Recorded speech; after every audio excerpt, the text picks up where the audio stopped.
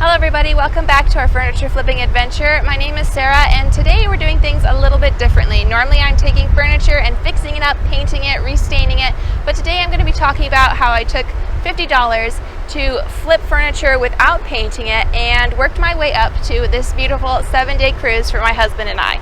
So if you're looking for some extra cash or you want to go on a cruise too and want to find a way to make some of that extra money, go ahead and keep watching as I'll teach you everything that I learned along the way.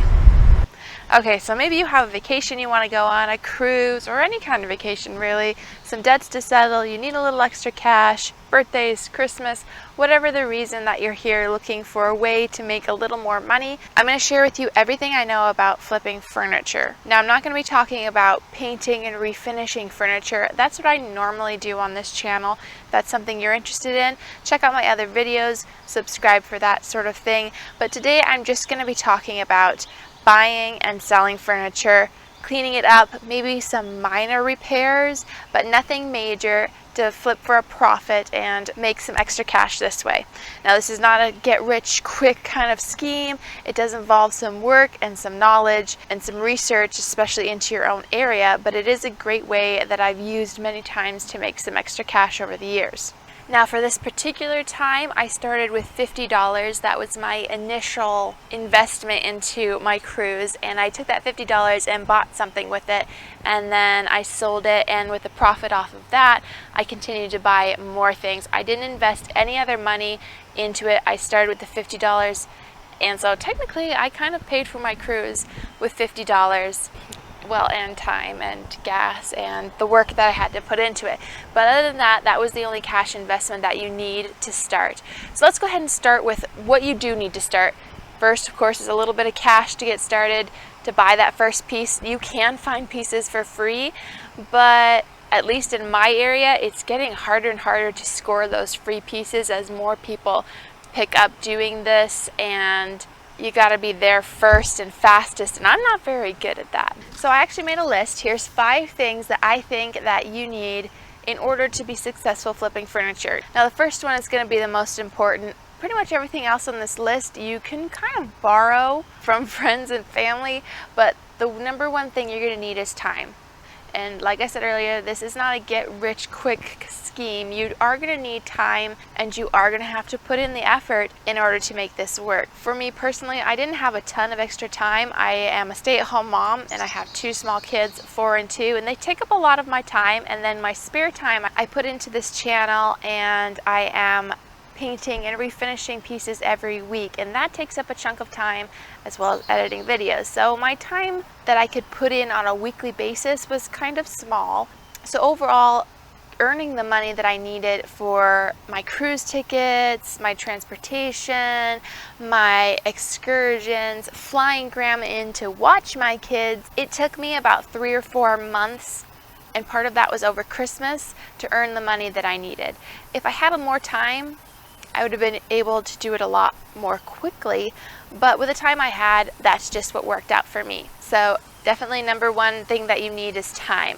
Number 2 is actually going to be internet. Now, you can get around this if you absolutely had to by using a different kind of selling method. I'll go through all the methods of selling that I have a little bit later, but you need internet. Most people have internet, whether it's on your phone or on a laptop. It just makes life so much easier. Number 3 is a vehicle. Now, most people have a vehicle, but can you do it in a car? Yes, you can flip furniture if all you own is a car. You're just going to have to pick the right size of furniture that will work for you. You're not going to be able to flip couches. You're not going to be able to flip hutches. You're going to have to focus on chairs or nightstands or whatever you can fit in your car. So it's still doable, it's just a little more difficult. If you have a friend with a truck, buddy up with them and do it together. A van is what I have, and you would be so surprised at how much junk you can fit in a van when you take the seats out. It's like, I don't know, it's better than a truck some days, especially when it's raining. Now, number 4 that you're going to need is space. And this is kind of important because if you're going to be bringing in a bunch of furniture, you have to have a place to put it. So organize that garage out, get yourself a set area, and then don't buy more than you can fit in that space. Will that limit how quickly you can earn the money that you need to? Maybe so. Borrow your parents' garage if you need more space, but don't stack your living room full of old dressers. It'll just make your life so much more difficult. Trust me, been there, done that. Now, number 5 kind of has more to do if you do have the space and you do have a larger vehicle and you're going to be dealing with larger pieces. You're going to want to have moving equipment. Get yourself a dolly, get yourself some blankets to wrap things when you transport.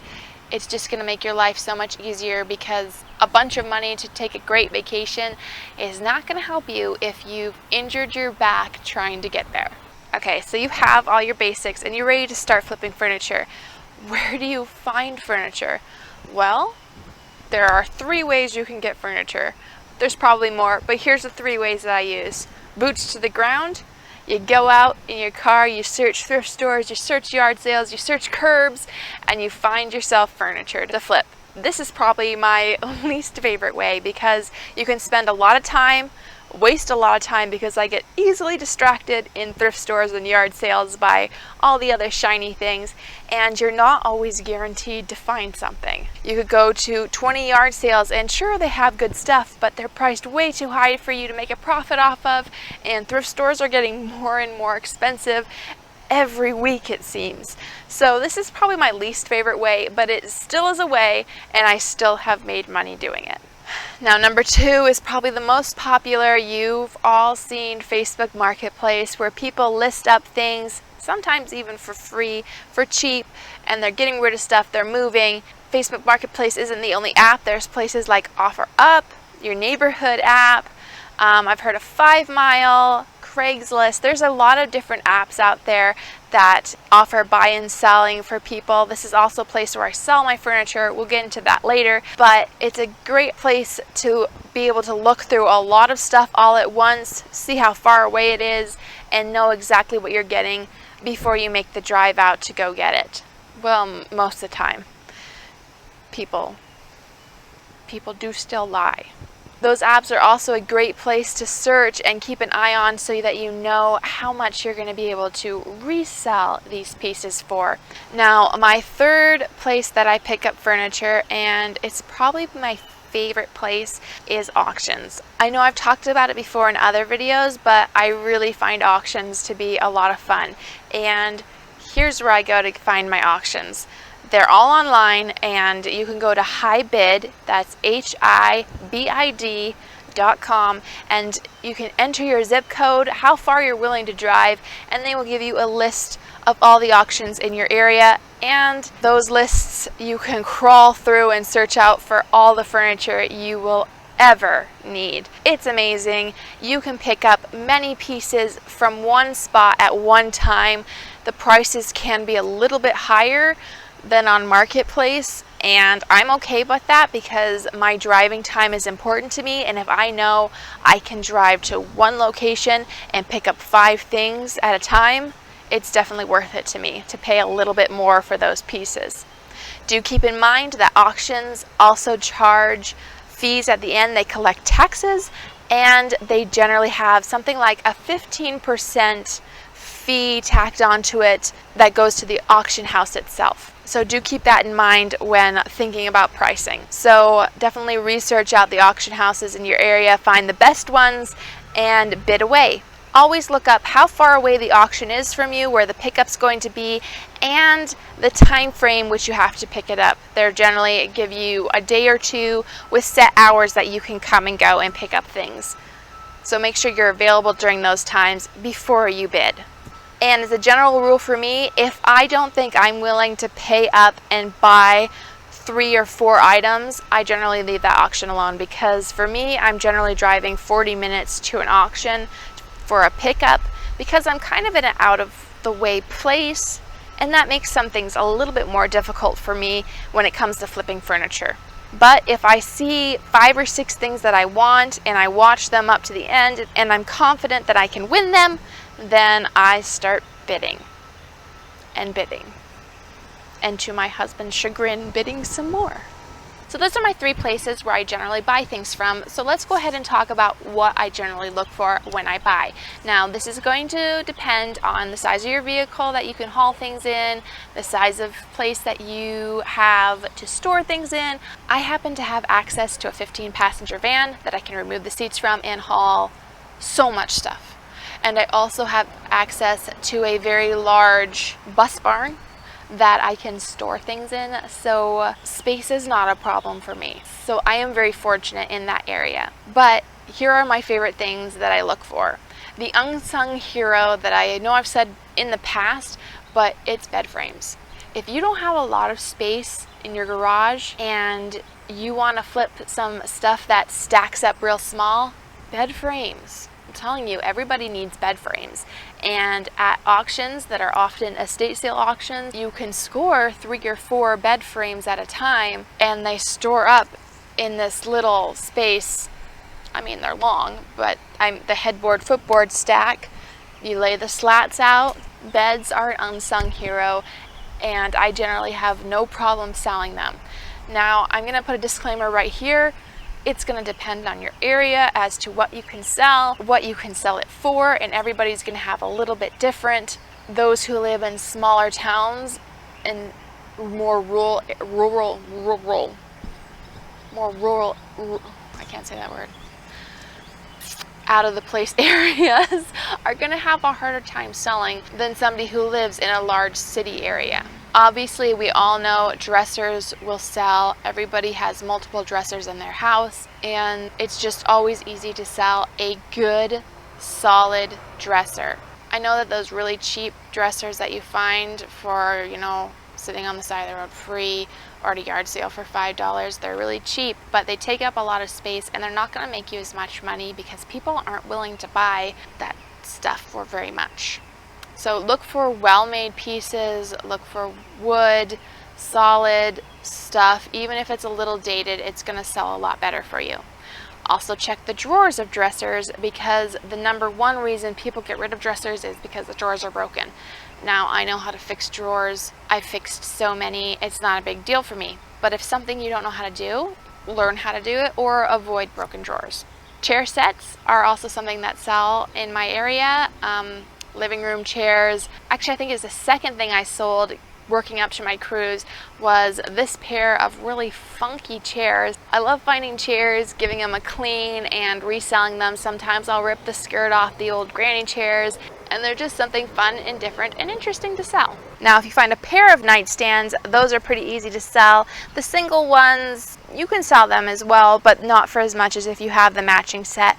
Coffee tables are generally not great to sell unless you have the matching end tables that go with them, then it's a little more desirable. And hutches are something that you can make a lot of money off of. Not always the quickest thing to sell because not everybody needs them, but often you can get them for pretty cheap because people want this large piece of furniture out of their way, out of their home. They don't have space to store it, and they need it gone. So you can generally scoop them up for pretty cheap, and if you can store them yourself, take nicer pictures, you can sell them for more money. A hutch is actually the number 1 best thing that I sold, and I sold it in a unique way, and I'm excited to tell you about it because it's a new selling method that I've never used before. But I was able to buy a hutch for $6 at an auction, and I sold it for over $300 without ever bringing it back to my house. So when I get to the where to sell things, I'll tell you a little more about that piece. But as a general rule, you can sell pretty much any furniture. You'll have to search your own area to see what styles they prefer and what sells best. Like I said, it's going to differ from location to location, but a nice, clean, well-made piece of furniture is always going to be able to sell eventually. Now, I didn't always make the right purchases. There were some definitely mistake pieces that I bought that I barely made any money off of if you count my labor in. There was this one entertainment center that I bought thinking that I was going to make a bunch of money on it. I think I made about $7, and it took up so much space that I was ready to give it away for free. I was very angry at it by the time it left my shop. But for buying smart, the biggest battle is finding the right pieces and being patient until the right pieces come along to invest in. Once you have your piece and you're ready to sell it, one of the most important things is cleaning it. Clean every piece that you get, but don't just spray any sort of chemical. Spray cleaner onto your piece of furniture. You're going to ruin the finish. Clean it with a proper wood polish if it's wood, upholstery cleaner if it's an upholstery, and make sure that you do the research to clean it with the proper things that aren't going to harm your finish. Once you have it good and clean, get it into a clean space where you can take some great pictures, maybe add a little bit of staging if you have stuff available. You can use things from around your home and take great pictures. The better your picture looks, the more people are going to click on it, and the more likely you are to find a buyer and get rid of it quickly. Once you have your beautiful pictures, you've measured it out and written down all the dimensions, because trust me, if you don't put the dimensions in there, 50 million people are going to ask about them, and then as soon as you give them to them and you waste your time, they disappear.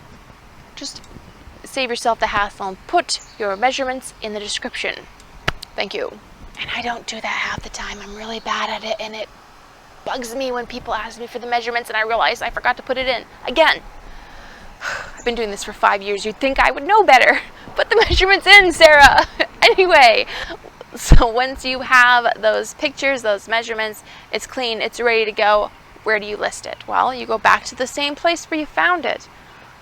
Unless you found it at the thrift store, don't bring it back to the thrift store. But go back to Facebook Marketplace, post those new, updated, clean photos, post it on OfferUp, post it in multiple places. Make sure on Facebook Marketplace that you're utilizing the buy and sell groups in your area. I find you get a lot of traffic and success that way as well. Facebook Marketplace is changing, and I don't like the changes they've made. It's made it much more difficult to buy and sell on that platform. So as it evolves, move to different places, keep searching yourself, keep yourself updated on what's working best for you and your area. I can only speak for what's working for me, and Facebook Marketplace is making me grumpy. Now you can also sell to friends and family. Not really something that I do very often. If I do, I generally sell it for a little above my at cost, just for a little bit of commission on top, because I don't like to personally make money off my friends and family. But you do you. If that's an option that you're interested in, reach out and say, hey guys, I got this sweet dresser. It's only 150 bucks. Come buy it from me. That's up to you. The new way that I have just found to sell furniture is by consignment. Now, this is not new to the world, it is just new to me. I have never consigned a piece before, because when I read consignment agreements and they're like, we're going to take half of the money from the sale of this item, I was like, what? I can't split my profits with you 50-50. Only I found out I can, because this particular consignment shop that I have is in the swanky area of town, not where I live, but where the posh people live. So when I have a high-end piece of furniture, you can only get so much for it on Facebook Marketplace. You just can only get so much for it. But when I took it to this consignment shop and they appraised it for what they would place it in their shop for, I was like, oh, yes, please, take it. Because I was going to make the same amount off of this. In my case, particular piece was it was like a wrought iron base glass top coffee table and end table set. And I had it listed on Facebook Marketplace for $250, and it sat and sat and sat. And my husband and I happened to be out and about that day. We stumbled across this consignment store, and I started looking around their prices, and I was like, oh, mama, no. But then I submitted the photos of these things. I was like, we'll see what they were going to list it for double anyway. And I was like, I can't sell them. If you're going to pay me the same amount that I was trying to sell them for on Facebook Marketplace, then you take them. So I got them out of my shop. I no longer had to be scared that I was going to break them, and they stored them for me until they sold them a couple weeks later, and I made just as much money off them. Winner, winner. And that comes to my best piece of furniture that I found on this cruise journey. I bought a hutch at an auction for $6. It was one of the last pieces to be sold at the auction. It was ginormous, which meant that people's trucks were already full. They had already bought all the stuff above. They knew they didn't have room for this hutch. So I snagged it for $6 measly. My husband picked it up, replaced a couple of handles at Home Depot along the way, dropped it off at the consignment shop, and they sold it for, I don't know, it was $630 or something. So I made $315. So that's like, that's a lot of profit.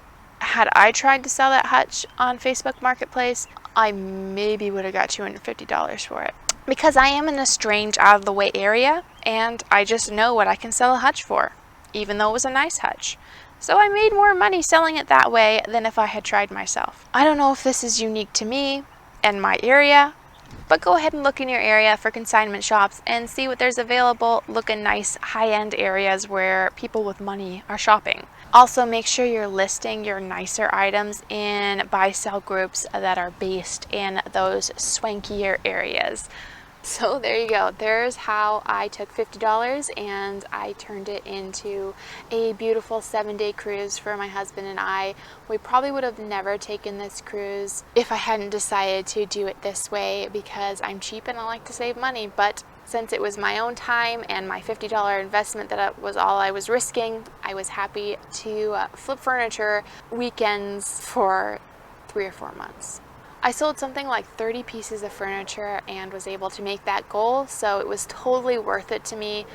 We had a beautiful vacation that I will never forget. So if you're looking to fund a cruise or a family vacation, or you need some extra cash, consider flipping furniture. It really does work. So I really hope that this helps someone out there who maybe, like me, thought that they could never achieve that kind of vacation for themselves at this point in their lives. You can do it. Grab some furniture and get flipping. I hope that was a help to you guys. Thank you so much for joining us on today's adventure. If you would like to subscribe, I'd love to see you guys next time for more of our unusual things, flipping furniture with sanding, painting, all the fun stuff. So I hope I'll see you guys then. Until then, I'm Sarah with Our Furniture Flipping Adventure. Bye for now.